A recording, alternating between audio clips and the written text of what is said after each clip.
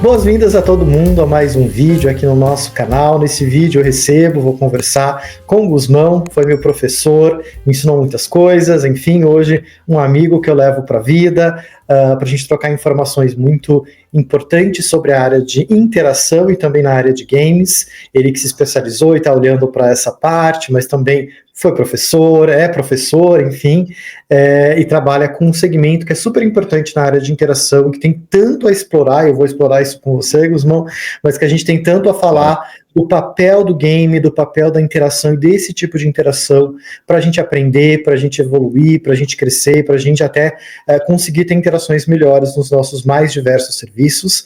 Então, muito obrigado, Gusmão, por ter aceitado o meu convite, por estar aqui com a gente, muito bem-vindo aqui ao nosso canal.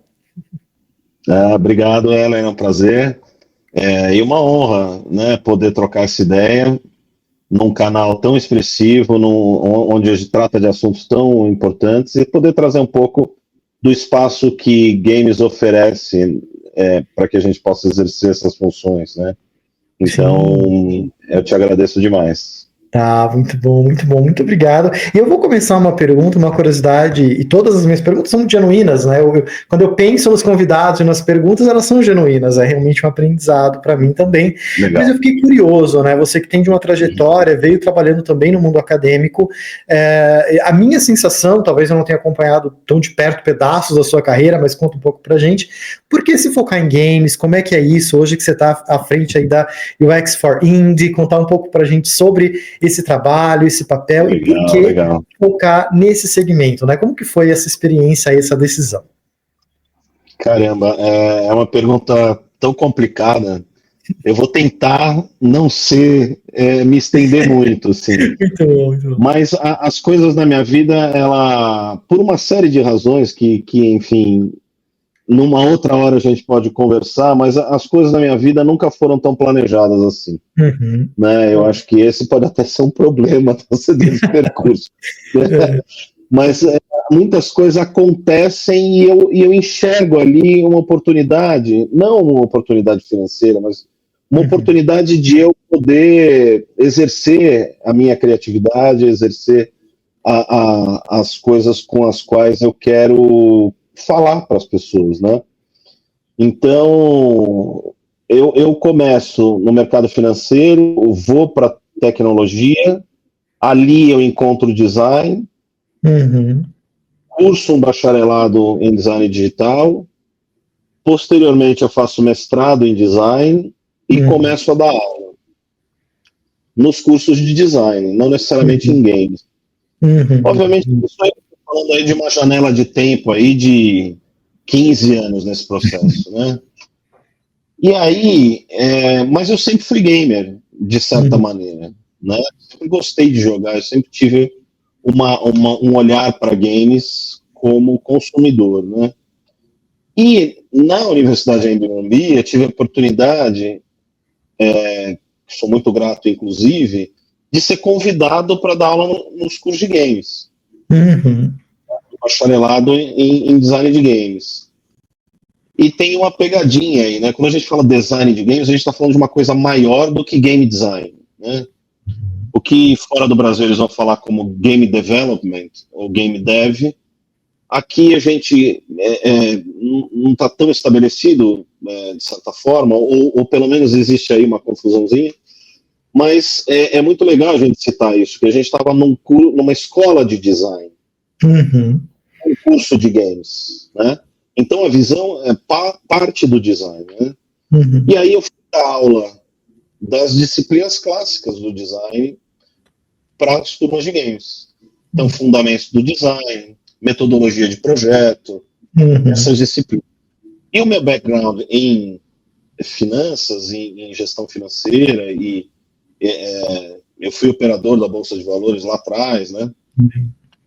E isso me levou para outras disciplinas que eu não tinha tanta afinidade, mas acabei tendo, que é a gestão do design e o design estratégico, que eu acredito que você muito bem.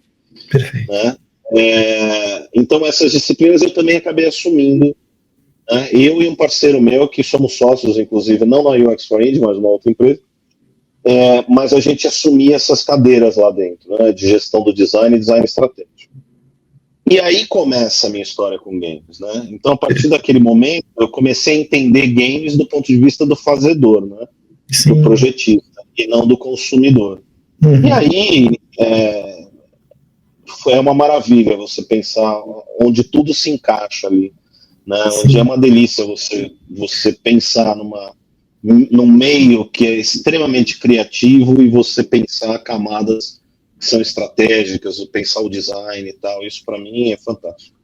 Muito bem, eu vou não sei se você vai concluir, mas eu queria pegar um gancho do que você falou, por uma experiência pessoal que eu tive, queria sua visão, que quando eu cursei design digital, né, mas quando eu procurei a faculdade, o meu sonho era fazer design de animação, eu gostava muito, eu gosto até hoje de animação, os filmes, Pixar e tal, eu falei, eu queria fazer design de animação, acabou que eu não consegui por uma questão de horário, só tinha curso à tarde, eu só podia fazer à noite, enfim, e eu fui para o design digital, dentro do design digital tem um semestre focado em animação.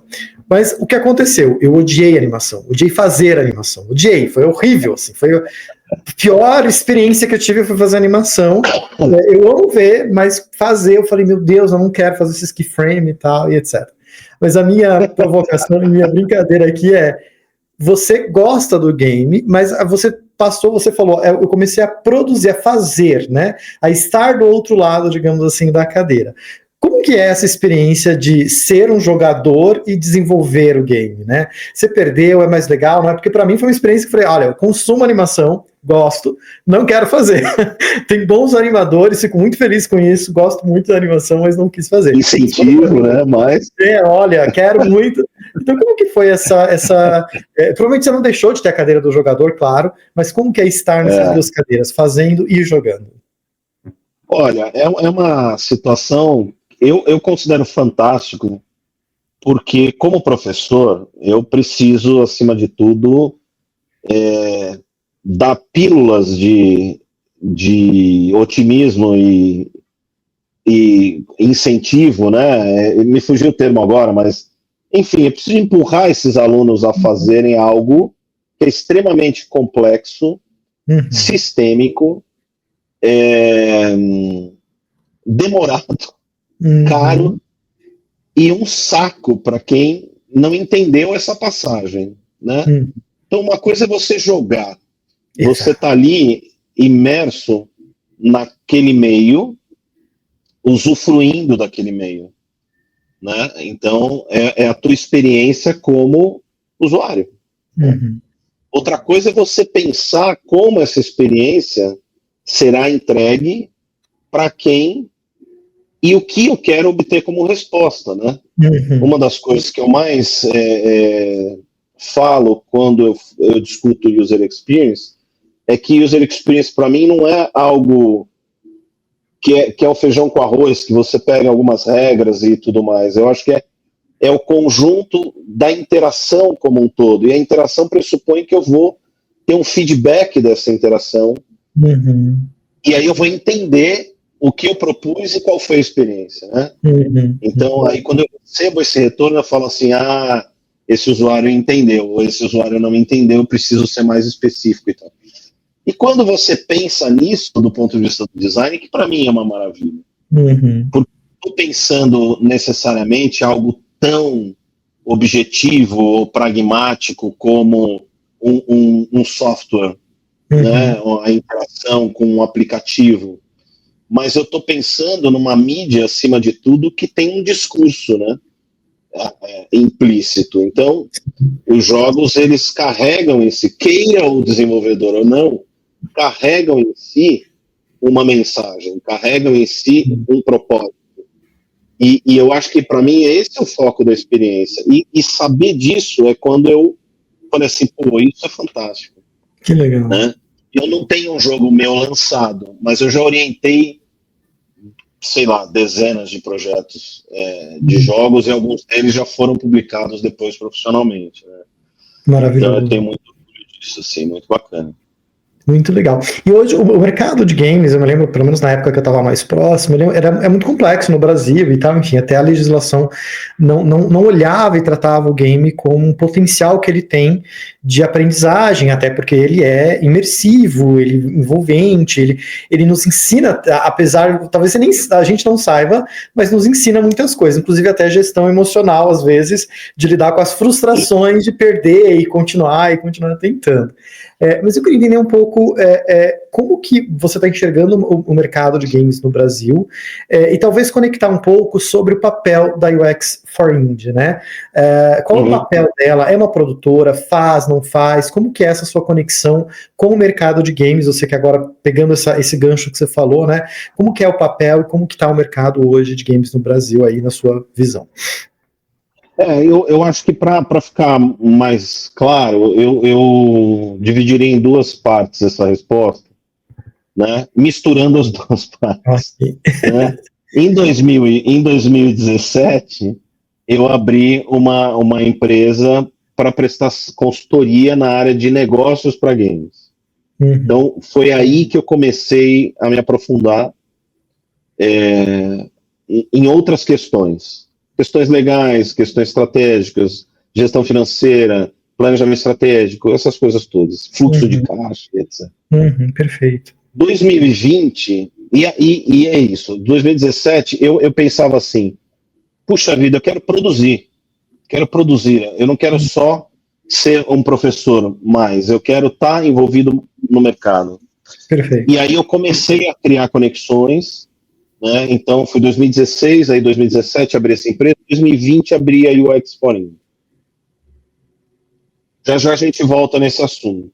O mercado de game, por que aquele momento assim? A indústria de games, ela tem décadas, enfim, a gente tem alguns dinossauros aí que vieram sempre batalhando e são pessoas admiráveis aí, né? Mas eu diria que a partir de determinado momento o mercado brasileiro começou a ter mais corpo, né? Ou oportunidades, enfim, foi cavando, porque um mercado não nasce do nada, né? Você precisa de alguns como é que fala, que a gente fala, é o momento ideal de temperatura e pressão, né? Para que algumas coisas aconteçam. Eu acho que reuniu ali, a partir dos anos 2000, algumas questões que foram impulsionando isso, mesmo em capacitação, ou seja, o curso de games da Embi Morumbi, ele nasce em 2005 ou 2006, alguma coisa assim. Né? Então você começa a ter também, olha, precisamos de gente para produzir. Uma indústria não se faz de uma pessoa, não tem como. Sim. E aí foi. A situação que a gente tem hoje é bastante distinta dessa época, uma vez que, aparentemente, eu digo aparentemente porque a gente nunca tem uma certeza quando se trata de políticas públicas, governos, etc., às vezes tem uma certa instabilidade, né? Mas, aparentemente, as instituições entenderam que games existe. Perfeito. Né? Uma batalha aí no ano passado por causa do marco legal de games, que ainda precisa ser regulamentado, mas já é um grande avanço o marco legal, porque já expõe e informa de lei as necessidades que a gente precisa para essa indústria prosperar. Né? Então, por exemplo, inclusive questões tributárias, a gente não tinha um KNAI próprio. Né? Então, você não consegue fazer política pública para games, porque você tem que dividir aquela política pública com todo mundo que está debaixo daquele KNAI, por exemplo. Essa é só uma das dificuldades. Mas daí, eu acho que assim, o mercado, de um lado, ele é extremamente promissor, porque as instituições entenderam, e se você quiser criar uma indústria, embora haja controvérsias, o que eu vou falar, porque essa é uma questão de ponto de vista também de alguns atores do mercado, você precisa de fomento, você precisa desses organismos impulsionando as pessoas a prosperarem nesse mercado. Né? Porque senão o jogo quebra e ela não faz outro. Porque ela quebrou. Né? Exato. Então você precisa criar situações que ajudem essas pessoas. A primeira empresa que nós abrimos ajudava do ponto de vista financeiro. Então, junto ao Sebrae, junto à própria Abra Games, que é a Associação Brasileira de Empresas de Games. A gente fez trabalhos com eles, tanto de pesquisa quanto de capacitação, com o Sebrae, com os estúdios, ensinando estúdios a fazer projeção financeira, a ver custos, né, a entender como um processo de fazer jogo era de verdade, né? Ótimo.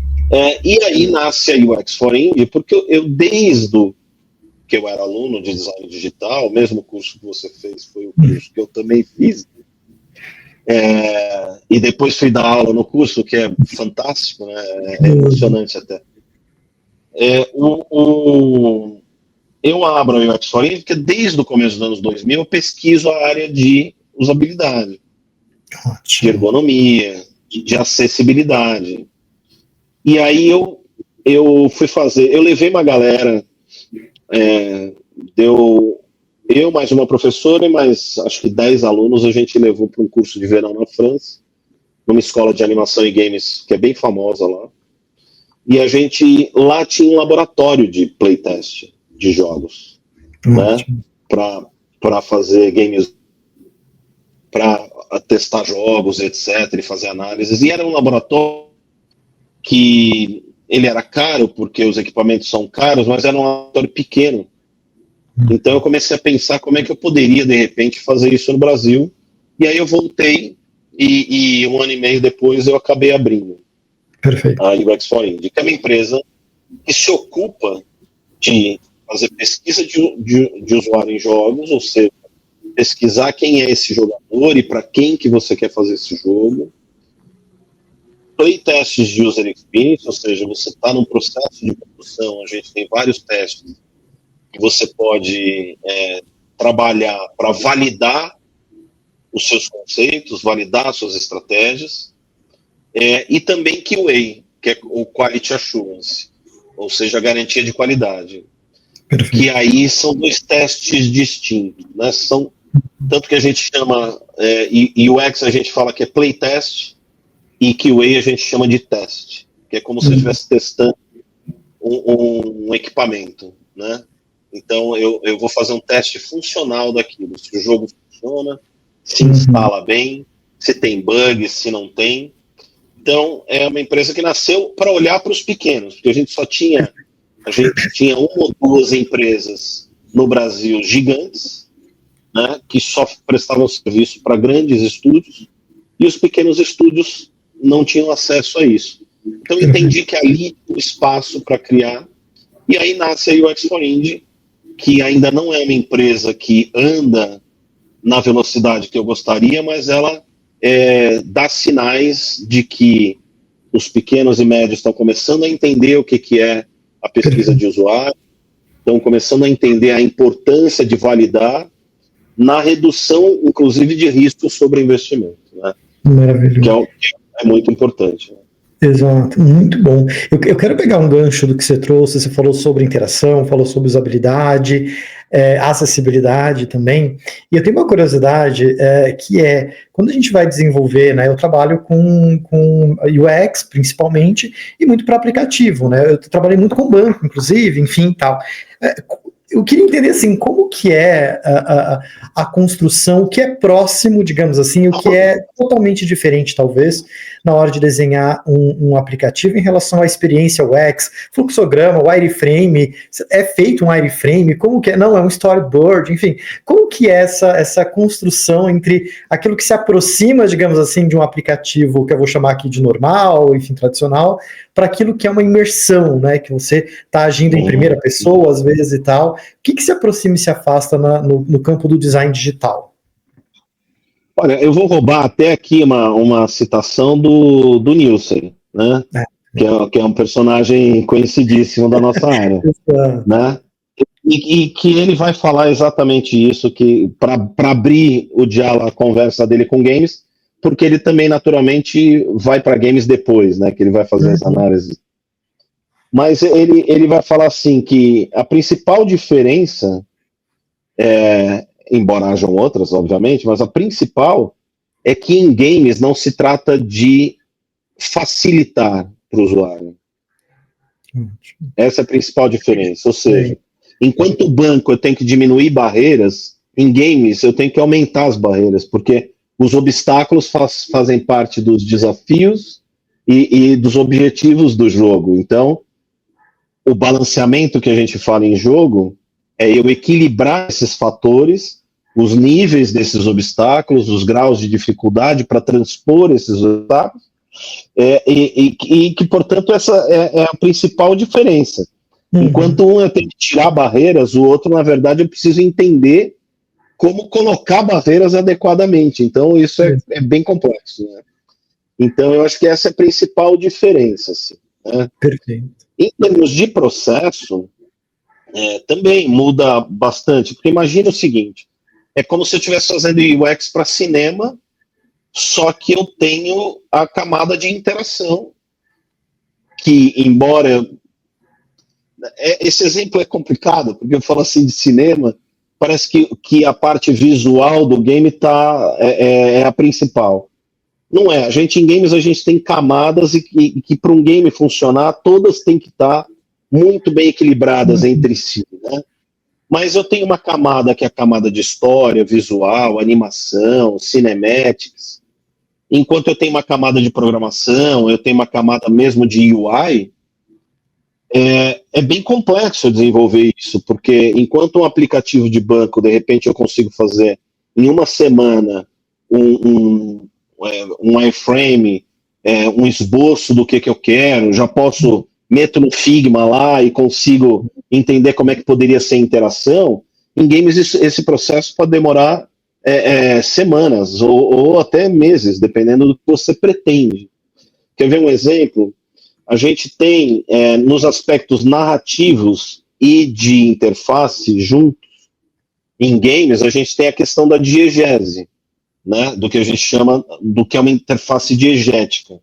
Em resumo, um dos aspectos dessa diegese é a quebra da quarta parede, que é um termo mais comum para todo mundo, talvez. Ou seja, né, é quando... Ele ficou muito popular quando um ator no teatro fala com a plateia em primeira pessoa, quebrando aquele espaço lúdico do teatro, saindo do personagem, né? Então, esse é um dos aspectos da diegese. Para nós, em games, a UI, a interface gráfica, ela permeia todos esses aspectos. Então, eu posso ter situações em que a minha interface ela faz parte do universo do jogador, de maneira clara. Ele conversa com outro, com um NPC que a gente chama, que é um personagem não jogável. Ele conversa com esse personagem apresenta coisas para ele. Eu apresento um mapa, por exemplo. E aí ele vai ver aquele mapa. Aquilo faz parte do universo do jogo. Né? Seria diferente se ele pega o mapa, guarda o mapa no inventário, vai no inventário, abre o mapa. Aquilo faz parte do universo do jogador.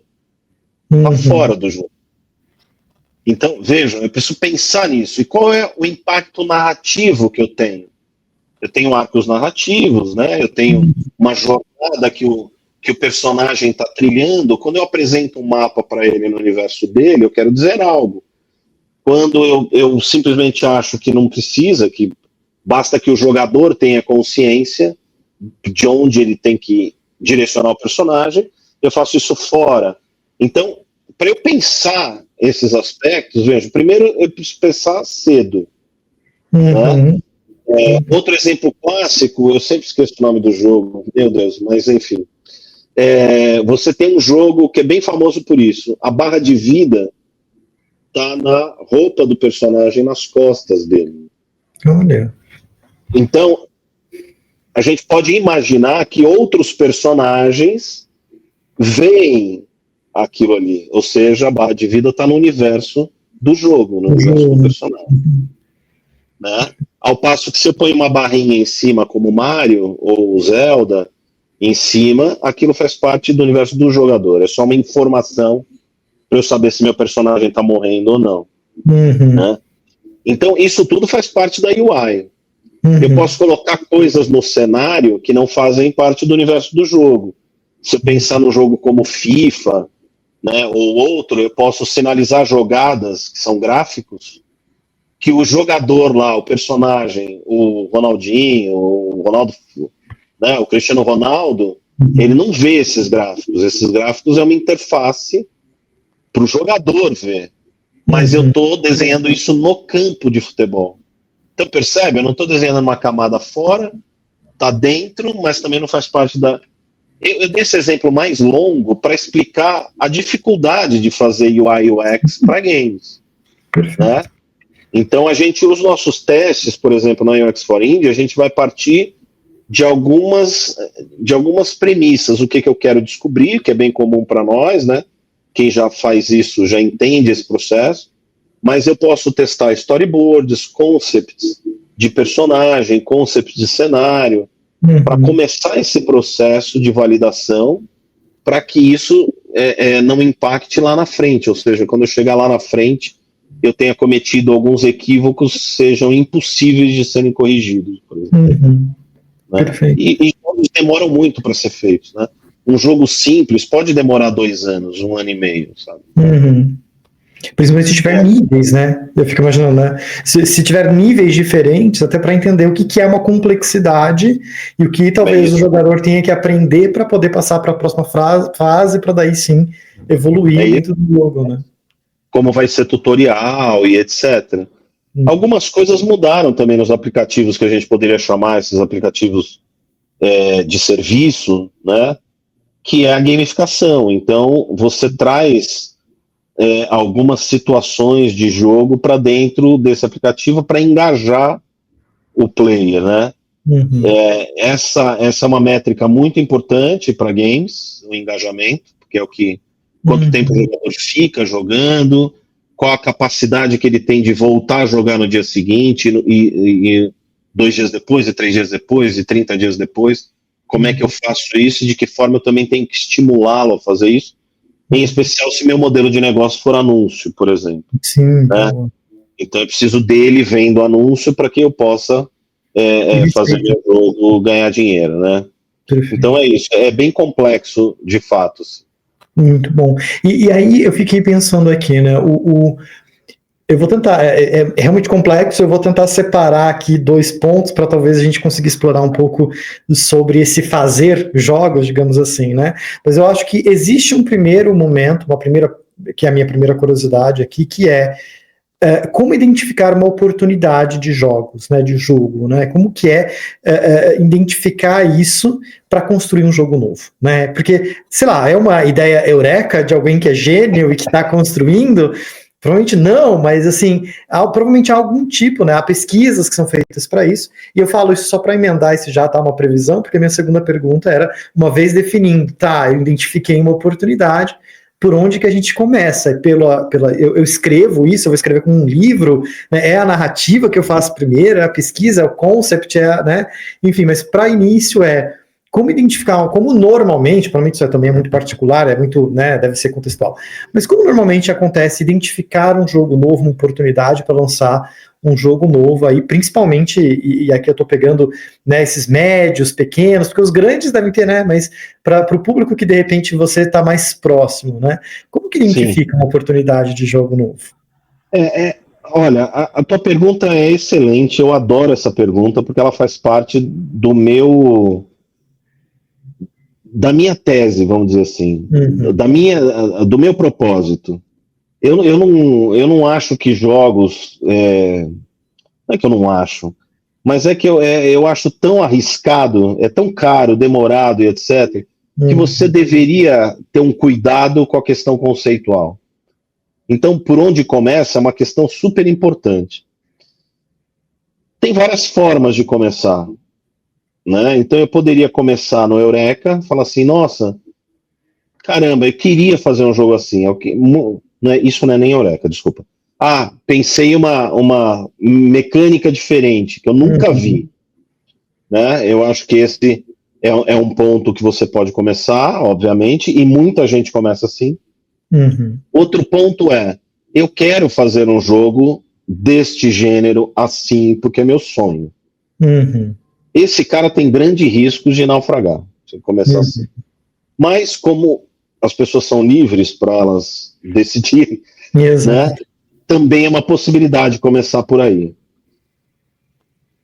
O que eu ensino, tanto em sala de aula como nas oficinas ou mentorias que eu faço, é que se você caminhar para a questão conceitual, você domina o controle criativo, você tem respostas para as questões decisórias, que podem estar incertas ou não, aí você valida, mas você tem mais estofo, sabe, para construir, do que se você simplesmente quer fazer um jogo tal. Porque esse jogo tal, se você não tiver base conceitual nenhuma, esse jogo tal tem grande chance de ser um plágio de outro. Simplesmente. Porque você não tem ponto de partida. E para mim, o ponto de partida será sempre conceitual. Eu faço um paralelo com o mundo que você conhece bem, que é o mundo das startups, dos empreendimentos e tal. A gente, quando pensa um negócio, uma nova startup, e que vai ser mediado por tecnologia, de base tecnológica, não importa, a gente está sempre de olho numa dor, não é isso? Qual é a dor? Qual é o problema real que eu estou resolvendo? Essa é a primeira pergunta. Ninguém abre uma empresa se não tiver isso muito claro para ele, certo? Exato. Games, essa pergunta é muito subjetiva, ela é muito abstrata, porque game se trata de uma experiência lúdica, né? Que dentro dessa experiência lúdica, obviamente, faz parte a diversão, né? Faz parte outras coisas, como aprendizagem, né? Que pode ser igualmente lúdica, não precisa, estou aprendendo matemática, não é bem isso, mas a aprendizagem dentro daquele universo, né? Enfim, né? O Huizinga, que é uma referência no mundo dos games, um antropólogo e tal, ele vai definir o círculo mágico, né? Quando a gente joga, a gente está dentro de um círculo mágico. A gente escapa da realidade e emerge nesse círculo mágico. Então, qual é o problema real que você tem que resolver? É um problema super abstrato, que é um problema de um meio divertido. Agora, vamos a um exemplo rápido.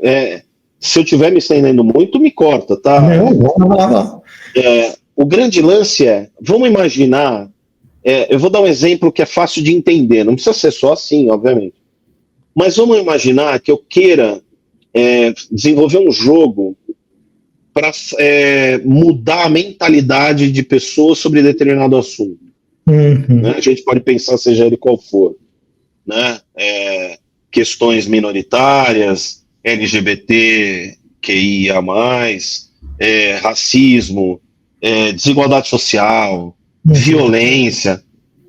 Eu falei aqui alguns conceitos. Então, se eu pego o conceito de violência, eu já estou mais no controle. O meu jogo, eu quero discutir violência. Maravilhoso. Isso não significa que eu vou fazer um jogo violento. Sim. Percebem? A hora que eu mergulho no universo do que violência significa, eu posso encontrar as 1000 faces da violência. A fome é uma violência, né? Sim. Eu submeter alguém a um trabalho escravo é uma violência sem precedentes. Então, se eu quiser discutir isso, esse é o primeiro passo. Você detém o controle criativo. Você sabe o que você quer dizer e para quem. A partir daí, você vai, por meio da direção de arte, começar a verbalizar isso, a materializar isso, né? Isso vai se parecer com o quê? Em que momento eu falo, em que momento o cenário fala, né? Porque a gente tem a linguagem não verbal e verbal. Perfeito. Qual que se encaixa mais nesse momento do jogo? E aí eu vou construindo esse universo. Então, o processo, ele é super refinado se você parte desse conceito. Inclusive, a partir dessas ideias que vão ser levantadas ali, a gente já pode começar a testar com o público-alvo se aquilo que você está querendo dizer tem algum impacto, tem alguma relevância. Senão você já muda no berço, você não vai investir um caminhão de dinheiro naquilo. Porque jogos, acima de tudo, é um investimento que você faz, assim como música, cinema, outras formas de arte, que você não sabe se vai ter retorno exatamente. Você precisa se resguardar. Por isso que a gente faz projeção financeira, a gente toma um cuidado para ter uma ideia. Então, eu acho que esse é o grande passo, e eu acho que eu já emendei um pouco a resposta de como fazer. Né? Porque se partir do conceito, você pode até ter um jogo parecido com o outro, mas você sabe explicar por que cada coisa está em seu lugar, porque você dominou o processo criativo, que você tem um conceito profundamente estudado ali para ser discutido. E isso pode virar mecânicas. Por exemplo, o que é mais legal ainda, se eu pego assim e falo, eu quero fazer um jogo sobre amizade, ou sobre cooperação. De imediato eu vou pensar que eu posso fazer um jogo cooperativo, em que dois usuários precisam se ajudar para resolver enigmas, né? Um é mais inteligente, o outro é mais forte, e aí juntos a gente consegue ultrapassar os obstáculos. Eu poderia pensar que eu quero fazer um jogo co-op assim, mas ele seria bobo, entendeu? Ele seria sem substância. E outra, vamos voltar para as startups. A nossa busca aqui é inovação. A nossa busca aqui é trazer algo disruptivo para o mercado, porque eu quero que mais pessoas usem meu produto, eu quero que mais pessoas. Eu quero, de fato, ser uma empresa global. Games não é diferente. Agora, por que você vai começar a copiar o jogo dos outros ou fazer... Percebem? Agora, é extremamente comum começar pelo desejo de quero fazer um jogo desse gênero e, vou ter uma ideia aqui e vou começar a fazer. E aí depois eu vou pensar para quem é. Então, games ainda nesse ponto ainda engatinha em muitos estúdios, assim, em especial os médios e pequenos com menos maturidade. Temos estúdios bem maduros, mas não é a maioria. É maravilhoso, você foi falando e você falou, né, você matou a pergunta, a segunda pergunta já na resposta da primeira, quando você falou sobre definir um conceito e definir um propósito, né? Porque eu ia perguntar, mas e aí? E a gente define a mecânica do jogo como? E a gente define o roteiro ou os níveis? É fácil, se eu tenho um conceito, se eu sei aonde, né, o que eu quero provocar, eu vou falar qual é a mecânica, qual é a melhor mecânica para atingir o propósito, né? Qual que vai ser os níveis? Quantos níveis vão ser necessários, de repente? Eu acho que aí destrava e fica muito mais fácil, pelo menos para mim ficou muito menos etéreo, menos assim, nossa, não sei como fazer. Agora eu falo, não, beleza, se eu tiver um propósito, fica muito mais fácil, é tudo que eu consigo muito mais fácil para reforçar o propósito. E todas essas decisões, elas, infelizmente... Né? Se você não tem dinheiro infinito, elas também elas sofrem impactos financeiros. Sim. Então, você fala assim, para eu entregar essa história, eu precisaria aqui ter 7 ambientes, ou 7 níveis, um no subterrâneo, um que é assim, o outro que é assado, o outro que é no topo da montanha e tal. Se você não tiver dinheiro para entregar os 7, você vai precisar cortar 2. É isso. Você vai precisar rever a maneira de como contar essa história que você quer contar e impactar da mesma forma, né, com 2 levels a menos, né? E até a escolha do o que cortar também está dentro do propósito, né? Isso que é muito legal. É isso, se você não tiver controle criativo, você vai falar assim, eu vou cortar o quê? Não, você sabe muito bem o que não pode ser cortado e o que talvez possa, já de imediato, assim. Maravilhoso. A minha próxima pergunta, talvez a resposta do propósito também esteja nisso, mas normalmente que perfis que trabalham dentro do desenvolvimento de um game, né? Talvez um olhar um pouco abrangente, eu sei que vai ter coisas talvez muito específicas de game para game, de situação, mas normalmente quem são os profissionais que estão nisso, né? Quem são as pessoas que se envolvem nesse tipo de demanda? Basicamente, a gente precisa de 3 profissionais essencialmente para colocar um jogo de pé. Tá. o artista, o programador. Nossa, me fugiu o terceiro. Acabamos de Essencialmente. Não, essencialmente são um artista e programadores, vamos dizer assim, a área de arte e a área de programação. Agora, dentro da área de arte, eu posso colocar aqui áreas correlatas, não necessariamente embaixo de artes, mas são correlatas, como animação, por exemplo. Né? Na área de programação, eu vou ter vários níveis de programação também, então eu preciso, às vezes, de pessoas específicas. Um cara bom em inteligência artificial, para ver como é que se comportam os inimigos naquele combate, né? Como é que eles vão se comportar. Então você tem um cara assim, né? Até chegar num nível específico de alguém que é contratado só para fazer combate. Ele é um cara especialista, né? Para desenhar um combate. Mas a pipeline de desenvolvimento de jogo, ela é muito extensa.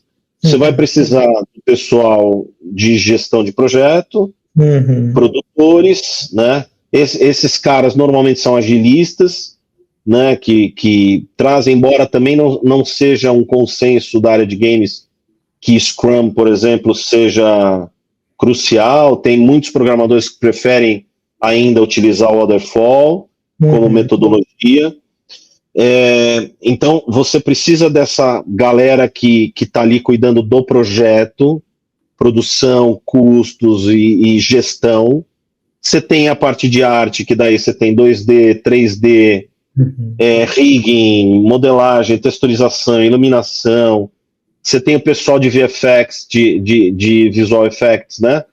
Que vai trabalhar bastante nos efeitos visuais e no que a gente chama de shaders, que são programas que se transformam em imagem, vamos dizer assim, né? Eles lidam bem com as questões. Então, o shader é um cara que vai conseguir desenvolver um mar bacana para você navegar em 3D puríssimo e tal, né? Entre outros caras importantes, né? Design de som, que é super crucial, então a trilha sonora, os efeitos sonoros, né? Os VFX, por exemplo, Visual Effects, eles fazem parte do que a gente chamaria de feedbacks visuais, fazem parte da UI, por exemplo. Então, quando eu estou batendo no inimigo e ele sangra, vamos dizer assim, isso é uma informação importante. Sim. Né? Pode ser mais ou menos diegética. Então, tudo isso é pensado. Né? Então, os feedbacks e tal. Então, a gente tem aí uma gama de profissionais. Aí tem o cara de marketing, que é gestor de comunidade, suporte de comunidade. Então, o universo, para um jogo, você vai ter uma gama de profissionais fantástico para que aquilo fique de pé. Mas, essencialmente, é assim, cara, precisa de bons artistas e bons programadores para você colocar isso de pé. Vamos supor que você tem uma dupla e queira fazer um jogo, essa seria a dupla mínimo necessária, né? E é isso, eu acho que tem outras situações, né, importantes, né, que você vai trazendo. Então, o roteirista, né, o cara que, veja, a narrativa, na minha visão, ela permeia todas as camadas. Sim. E por fim, não menos importante, mas mais importante, o real-time animation, por exemplo. A gente não faz a animação frame a frame, né? São raras as situações que você vai fazer animação frame a frame. É tudo por código, normalmente. Você tem programadores que animam, né? Porque o refinamento precisa ser distinto e o consumo de memória e timing é muito mais rápido. Então, se eu tenho um jogo de celular com alta qualidade, para rodar em aparelhos que não são tão potentes, a animação em real time é isso. O código vai animar, o personagem vai correr porque tem um programador que mandou aquele personagem correr. Obviamente você tem keyframes, né? Sim. Isso sim, você tem os keyframes. Mas toda a interação com aquela timeline de animação é via código. Você não toca um filme de animação, é isso que eu quero dizer. Maravilhoso. Exceto em cutscenes, que a gente chama. Perfeito. Muito bom. E aí, uma curiosidade ainda sobre os profissionais, claro que, assim como um aplicativo de banco, digamos assim, chega uma hora que ele se torna muito complexo, mas eu acho que do game até antes, talvez, do que isso existe alguém que é, sei lá, uma equipe, uma pessoa que é a responsável por manter a consistência do jogo, digamos assim, né? Porque quando eu vou desenhar, por exemplo, no nosso caso, né, no meu caso que eu sou de aplicativo, chega uma hora que alguém fala, a gente tem que manter a consistência, senão daqui a pouco o botão mudou de cor e forma, né? E a gente fala de design system, uma série de coisas. O game é complexo, tem uma equipe que cuida disso, tem sei lá, um product owner, tem alguém que vai olhar e falar, peraí, vamos organizar isso aqui para para que os artistas não vão para um lado e de repente tá virando aqui um negócio confuso. Não descambar, né? Tem alguém aí nesse aspecto? Para começar, esse cara na indústria gigante é o diretor criativo, né? Uhum. Ele é o cérebro criativo, seria o equivalente ao diretor de um filme, né? Ele meio que ele pauta o projeto como vai ser no geralzão, né? E quais as decisões e tal. A gente tem documentação, né? Então é crucial. O Game Design Document é um ponto que deixa todo mundo mais ou menos na mesma página. Não chega, às vezes até chega a ter um nível de detalhes de Design System, mas ele ali dentro ele vai ter algumas circunstâncias, né? Bem específicas de games, mas onde todos os envolvidos, os stakeholders, eles podem olhar e saber, bom, isso tem que ser assim, né? Mas o papel de conduzir mesmo é do diretor criativo, e aí isso vai em cascata, né? Aí o game designer vai dar conta de que ele não pode implementar nada que esteja fora daquilo que já foi projetado, né? A gente tem um termo, inclusive, para isso, chama feature creep, né? Feature creep é aquela coisa que aparece, de repente alguém acha o máximo e fala, vamos botar. É paralaxe. Cara, bota um paralaxe aí. Não, e aquilo, no final das contas, não trouxe benefício algum para o projeto, só gastou mais dinheiro, né? Então, é tudo dimensionado mesmo, né? Sim. Mas você tem, né, o produtor, o diretor criativo, você tem a própria influência da investidora do projeto, muitas vezes. Então, assim, né, se é a Electronic Arts, se é a Microsoft, se é a Sony, né, como é que isso vai ser pautado, né? Então,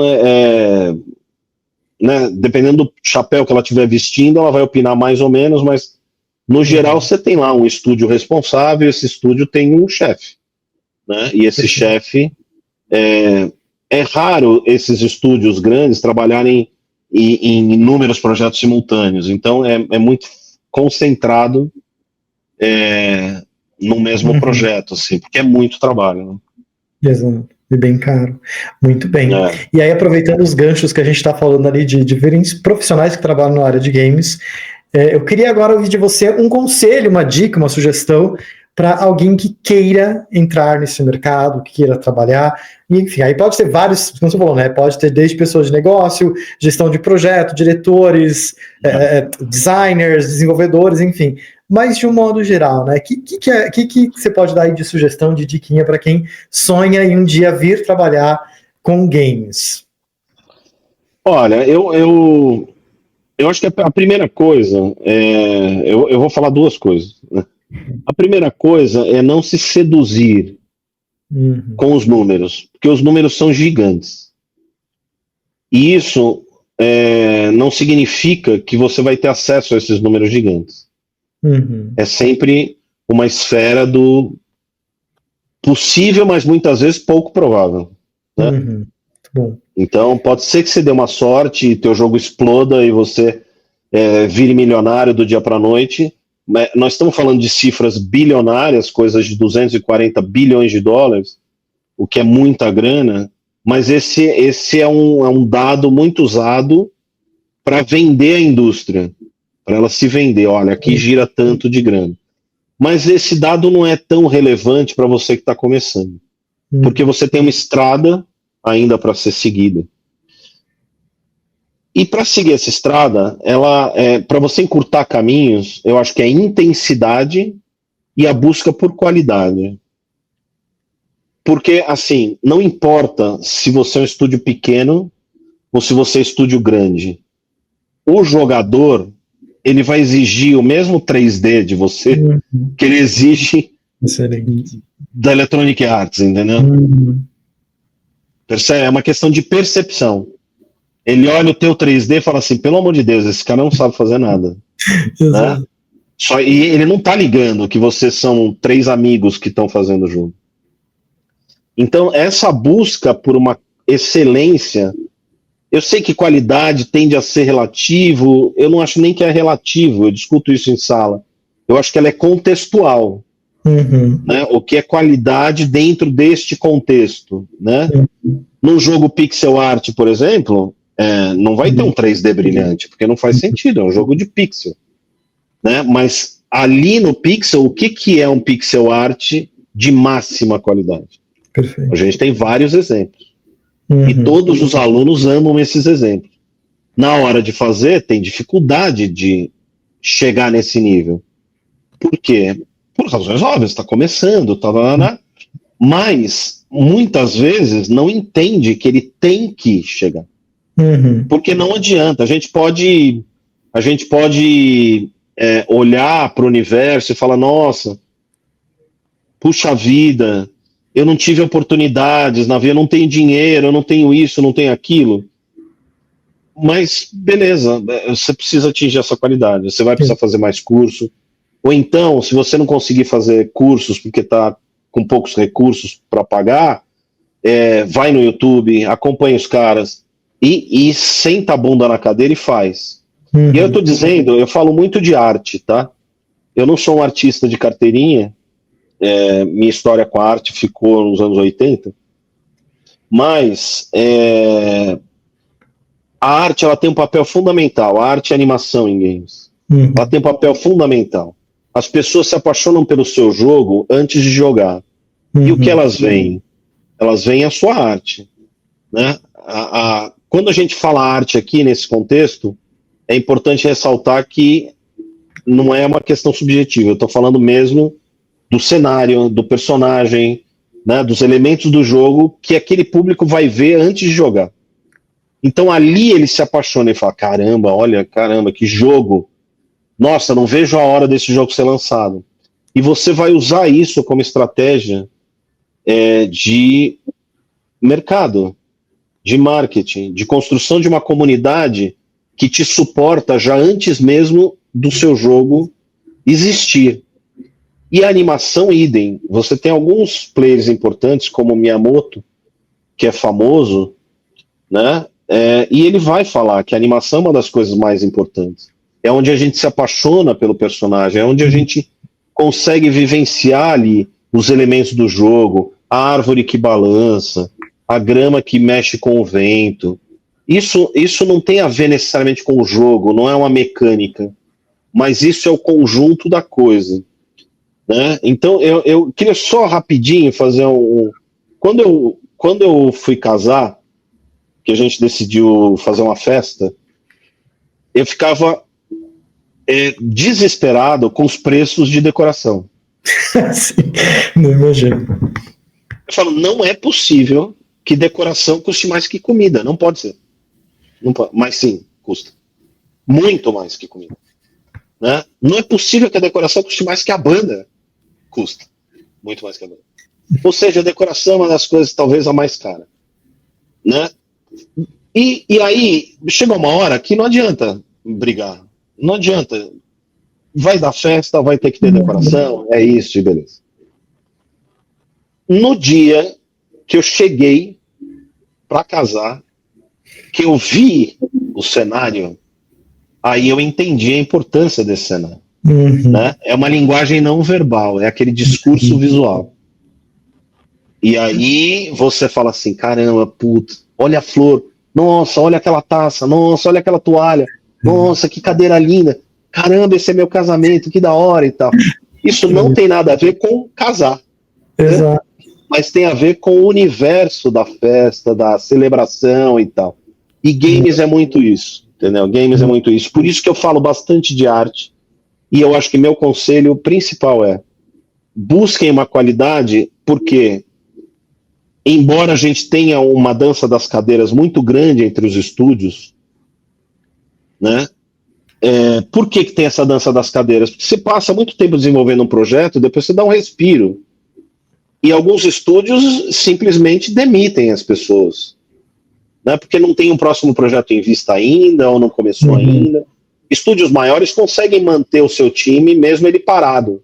Né? Pagando salário, mas ele parado. Outros não conseguem, ou não querem.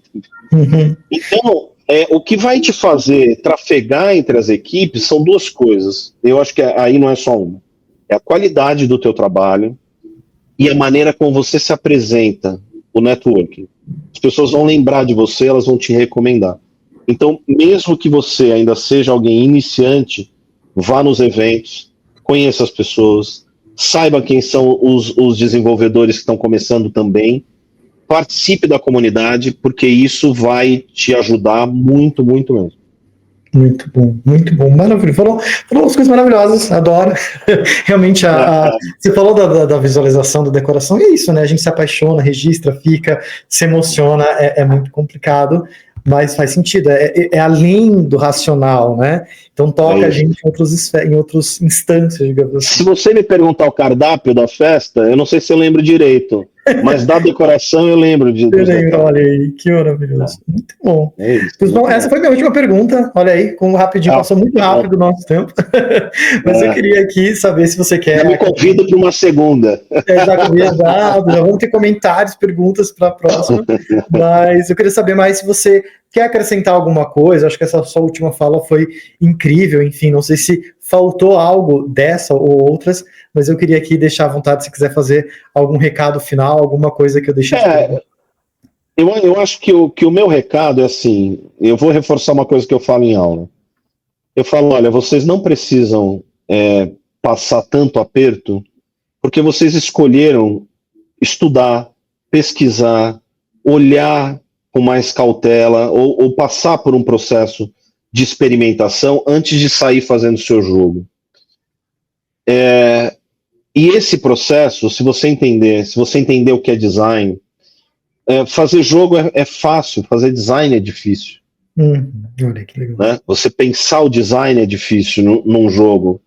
Né? Então, quando você pensa um jogo, a grande dificuldade está em termos projetivos, né? O conceito, o propósito e como isso se converte em experiência jogável. Né? Mas você precisa aprender isso, então você tem que ter uma certa humildade para fazer isso. Então, eu acho que esse é um recado importante. Estudem com afinco, estudem para perseguir essa qualidade e façam bons networkings, façam boas conexões, porque elas vão te recomendar. Né? Por mais que eu possa lançar uma vaga no LinkedIn de emprego, mas o recrutador ele também está perguntando para as pessoas que ele conhece se conhece alguém. Entendeu? Maravilhoso. E isso vale para qualquer trabalho, inclusive. Além de games, eu acho que esse é um recado importante, uma dica relevante que faz muita diferença na vida profissional. E falar inglês. Falar inglês é determinante. É verdade. É determinante, porque os negócios acontecem em inglês, você vai precisar vender o seu jogo para publicadoras internacionais e você precisa saber se expressar, você vai ter que fazer pitches, você vai ter que se comunicar muito fluentemente em inglês. E esse eu sofri muito com isso. Então, fala em inglês. Aprenda. Com todas as questões que, que chato, mas é uma questão de sobrevivência, eu acho, assim, na área de games, né? Maravilhoso, muito bom, boas dicas. Maravilha, Guzmão, obrigado de novo, assim, poderia levar eu que agradeço. 20 horas, mas eu acho que eu vou deixar só esse gostinho no ar, porque a galera vai fazer os comentários aqui, eu quero saber disso, enfim, mas aí... Legal, muito bom. Em parte a gente vai cobrar a parte aí, não, tô brincando, gente. Não, tamo junto. Muito obrigado pela sua participação aqui, vai ser muito bacana, a gente já vai seguir a UX for Indie, enfim, e trocando... legal. Então, muito obrigado. E também para quem está nos acompanhando aqui, acompanhou até agora, muito obrigado por ter nos acompanhado. Se inscreva no canal, compartilhe, aprenda mais sobre games aí. E como sempre, a gente se vê num próximo vídeo. Um grande beijo para todo mundo.